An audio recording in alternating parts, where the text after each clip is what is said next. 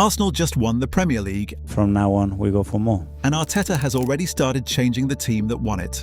And so every squad in the league is already trying to strengthen, and if we're not strengthening, we're stagnating or standing still. So we need to keep evolving and just not let complacency come into the picture at any point. That is what makes this season interesting. Normally, when a team finally gets over the line after such a long wait, the temptation is to protect what worked. Arsenal have gone in a different direction. They have kept the core of the system, but added more variety around it. The first real look came in the Community Shield against Manchester City. Arsenal won 3-0 at Wembley, but the score was only part of the story. Bruno Guimarães was already involved in midfield, Solly started on the left, Lewis Skelly was trusted centrally, and Arteta was moving pieces around without making Arsenal look like a completely different team. That matters because defending a title is not the same as chasing one. Every opponent now has a full season of footage on how Arsenal build, where Saka wants to receive, how the press works, and where the fullbacks move once possession settles. So the question for Arteta is not whether last season's system was good enough. It obviously was. The question is whether Arsenal can keep the same level of control while becoming less predictable.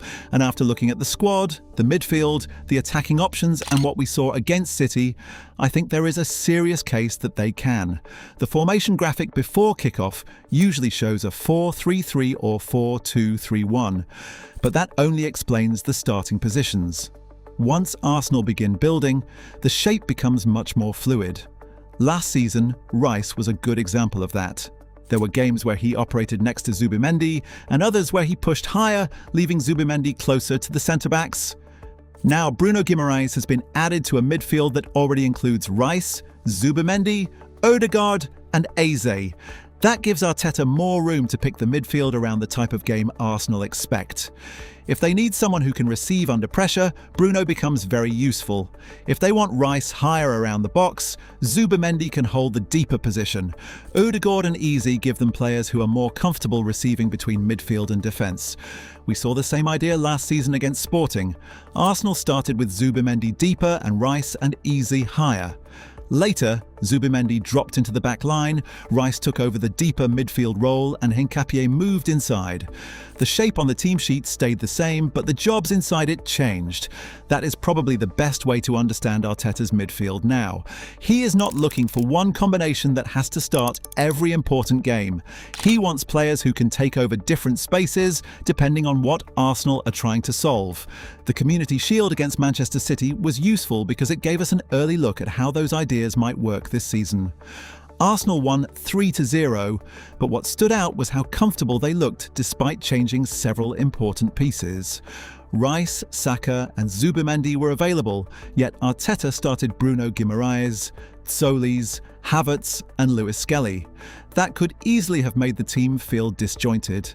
It did not. The first goal came almost immediately. Lewis Skelly found Calafiori, who had already moved much higher from left-back. That is something Arteta has used for a while now. The fullbacks do not stay attached to one lane. Once Arsenal settle in possession, they can appear inside midfield or move higher depending on where the space opens. City had spells with more of the ball after that, and Arsenal seemed comfortable with it. They were not forcing possession just to look dominant. Instead, they stayed compact and waited for City to leave space behind midfield. That was probably the most interesting tactical part of the game. Arsenal are usually associated with controlling matches by keeping the ball, but against City, they showed they were comfortable controlling the spaces instead. The second goal came from the left, with Solis creating and Havertz finishing. With Saka not starting, Arsenal needed attacking production from somewhere else, and they found it. The third goal came through Odegaard after the break, and Arsenal again attacked the space quickly rather than slowing everything down and rebuilding from the first phase. That tells me Arteta is becoming more willing to let the game decide how Arsenal attack. When the space is there, they can go earlier. When it is not, they can return to the positional structure. The City match did not show us Arsenal's final starting 11 for the season. What it showed was that Arteta could make several changes and still get the same level of organisation from the team. That matters much more over 38 games. Bruno Guimarães is probably the most interesting addition because Arsenal were not lacking midfield quality. His value is more specific than that. One of the better ways to disrupt Arsenal is to press them before they settle in the opposition half. Once Arsenal establish territory around the box, getting out becomes difficult. Even when the first attack is cleared, they are usually in position to recover the second ball and start again.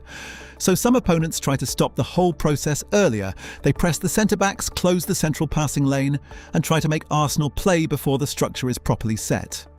Bruno is useful in exactly those situations. He is comfortable receiving with pressure around him and does not need much space to turn.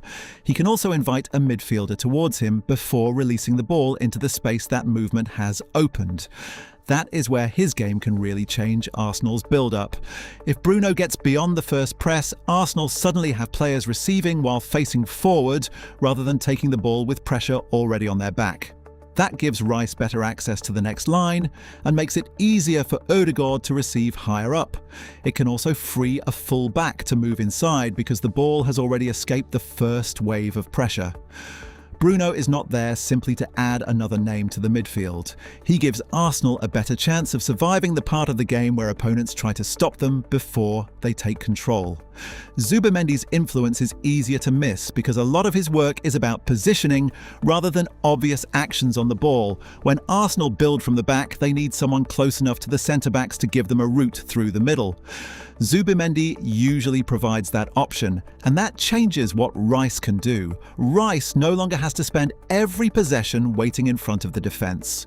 With Zubimendi holding the deeper space, Rice can move higher and become more involved around the edge of the box. He can also move into the left half space, which gives Arsenal another runner arriving from midfield, rather than asking the left winger to create everything on that side. This was a big reason Rice became more dangerous last season.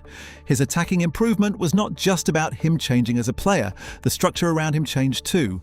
Zubimendi can also drop into the defensive line when Arsenal need another passing angle, especially if the centre-backs are being pressed.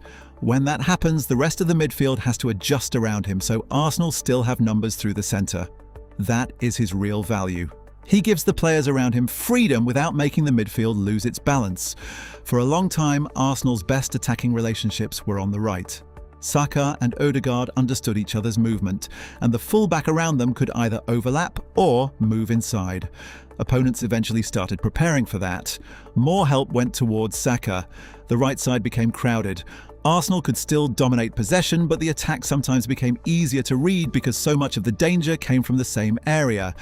That is why Solis matters. He does not have to carry Arsenal's attack from the left. His value is giving them enough threat on that side that opponents cannot shape their whole defensive plan around Saka. Solis is comfortable starting wide, but he can also move inside and combine closer to goal. We saw an early example against City when he created Havertz's goal. That is the sort of contribution Arsenal need from the opposite side. If the left starts creating real danger, opponents have to defend the whole width of the pitch more honestly. That should make life easier for Saka, without Arsenal having to change what makes the right side so effective. The striker position gives Arteta another way to change the behaviour of the attack. Gyökeres and Havertz affect defenders in different ways. Gyökeres is at his best when there is space behind the backline because his running forces centre-backs to think about how high they can defend. If they start dropping earlier, more room appears between defence and midfield. That is where Arsenal's attacking midfielders can become dangerous. Havertz is more useful when Arsenal need extra combination play around the box. He is comfortable leaving the last line and moving towards midfield, which can drag a defender out of position or give Arsenal another player between the lines. His height also gives Arsenal another option once the attack moves wide, so the striker choice changes the spaces Arsenal are trying to attack. Gyökeres gives them a more direct route behind the defence, while Havertz can help when the game is being played in front of a compact block. That is why I would be surprised if Arteta treats the position as permanently settled. Different opponents will ask different questions. One of the most important parts of Arsenal's attacking game starts when they lose possession. Their positioning behind the ball is designed to stop the opponent from escaping cleanly. The centre-backs can defend aggressively because there is usually a midfielder protecting the central space, while the full-backs adjust according to where the counter-attack is developing. That is why winning the ball against Arsenal does not automatically turn into a transition. Last season, Arsenal recovered possession in the attacking third 177 times, the second highest number in the league. Those regains can be extremely valuable because the opponent has already started moving forward. Their defensive block is no longer properly set, and Arsenal can attack before everyone gets back into position. This is why the counter-press matters so much to their chance creation. Some of Arsenal's best attacking moments do not begin with a long passing sequence.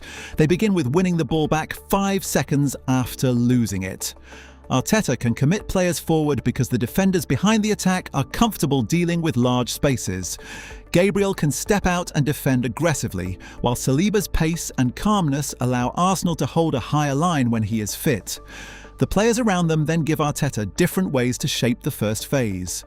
White, Timber, Calafiori, Hincapié, Mosquera and Lewis Skelly do not all behave like the same type of defender. Some are more comfortable staying wide, others are happy stepping into midfield. Hincapié gives Arsenal cover at both centre-back and left-back. Lewis Skelly can become another central player during possession.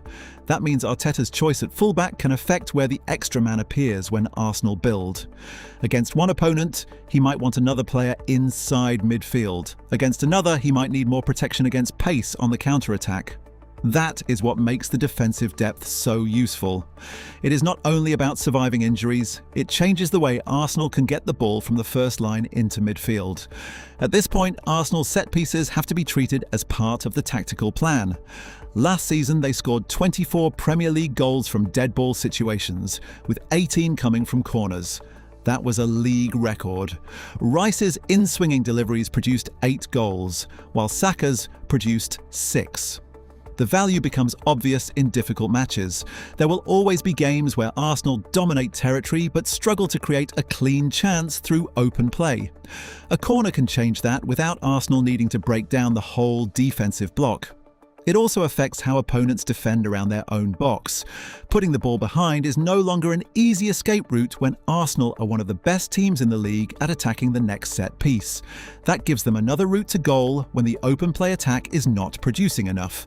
One of the biggest changes last season was how Arsenal handled matches after going ahead. When they took a 1-0 lead, they averaged 2.73 points per game. They also won 8 league matches by a 1-0 scoreline.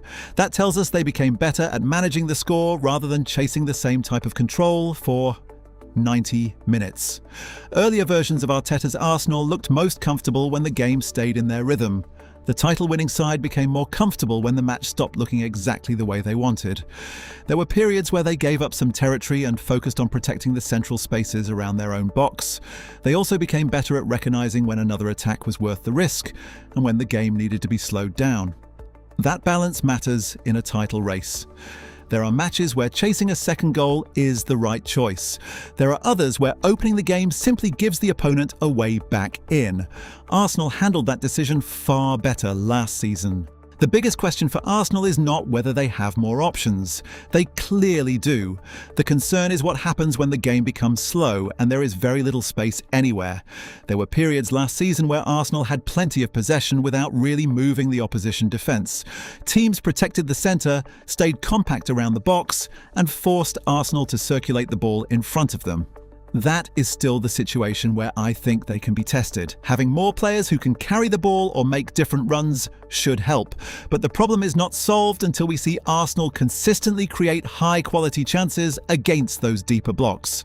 There is also the question of workload. Saka has carried a huge amount of attacking responsibility for several seasons, and Arsenal still look very different when he is not available.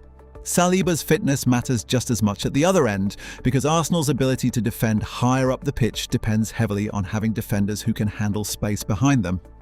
Timber has had injury problems as well, so the squad looks deep in August, but a title defence is really tested when injuries arrive, the schedule becomes crowded, and the best 11 cannot start every week. That is where Arsenal still have something to prove. Arsenal do not need to show that Arteta's football can win the Premier League anymore. They already answered that last season.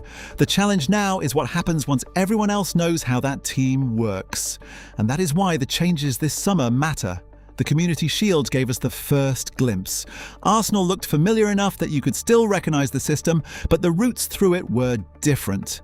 That is probably the most important thing Arteta can give this team now. Because defending a title is not about copying the season that just worked. It is about staying one move ahead of the teams that spent the summer studying you.